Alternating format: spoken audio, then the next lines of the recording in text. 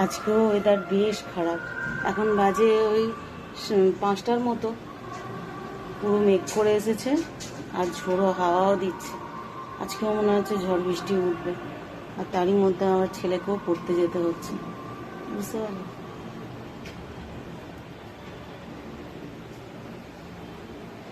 কি হবে কি জানি, রোজ ঝড় বৃষ্টি হলে ক্ষতি নেই, কিন্তু এই ঝড় হলেই না সত্যি খুব চিন্তার বিষয়। এদিকটা তো পুরো অন্ধকার করে এসেছে একদম।